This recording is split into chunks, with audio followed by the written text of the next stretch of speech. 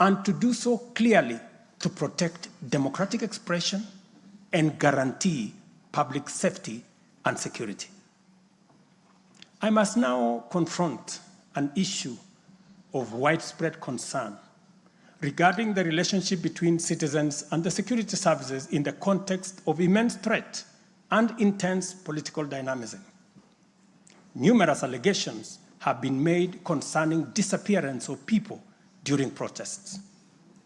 A number of these cases have been resolved, while others have been uncovered as fake news, undermining efforts to find genuine cases of missing persons. A good number of alleged disappearances have also turned out to be arrests made by police officers.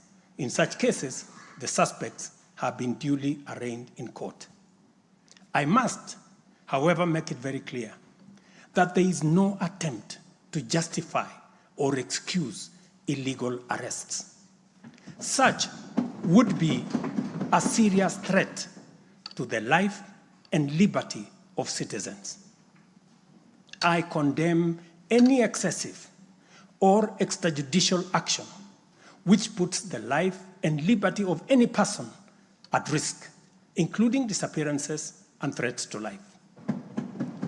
I urge all Kenyans with information about such cases to forward the information to the Directorate of Criminal Investigation and to IPOA, where they suspect members of the police service to be implicated.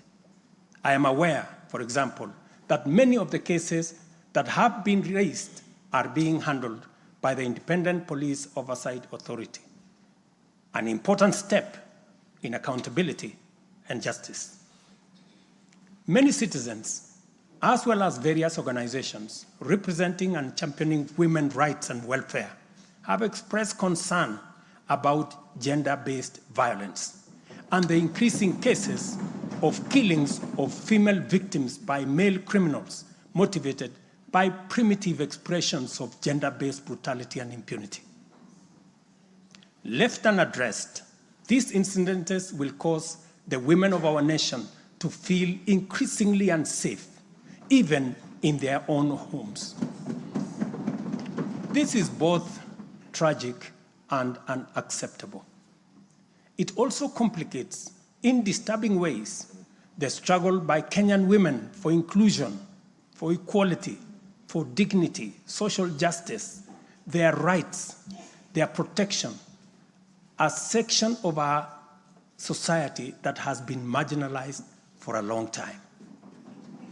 I am aware that most of these cases of murder of women by men have been investigated and prosecuted. It is my hope that in due course, those found culpable will face the full force of the law.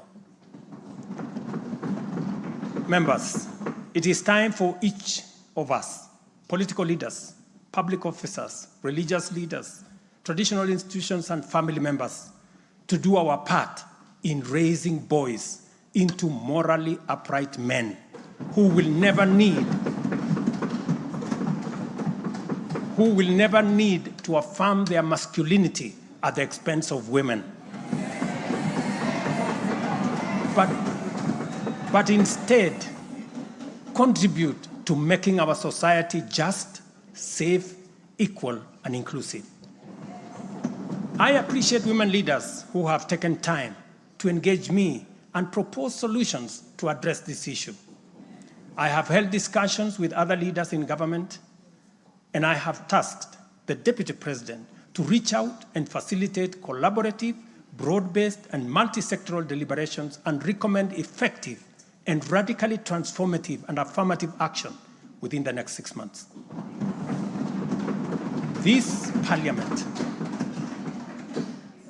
Parliament will recall that early in my tenure, I engaged the leadership of both houses with recommendations on a working formula to actualize meaningful inclusion of women in national leadership.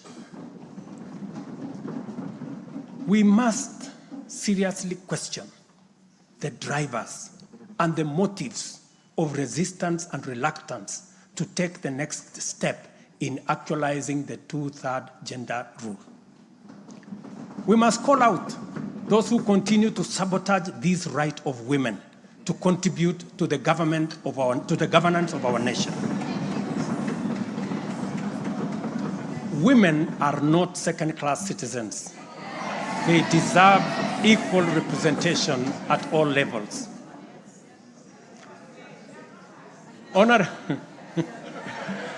Honorable members,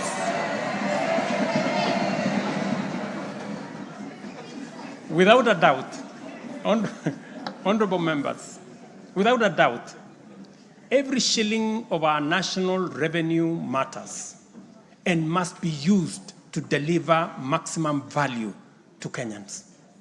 Wastage, corruption, and the abuse of office are grave risks to national transformation and a direct threat to the well-being of the people. I have given my full commitment to serve as a responsible steward of public resources.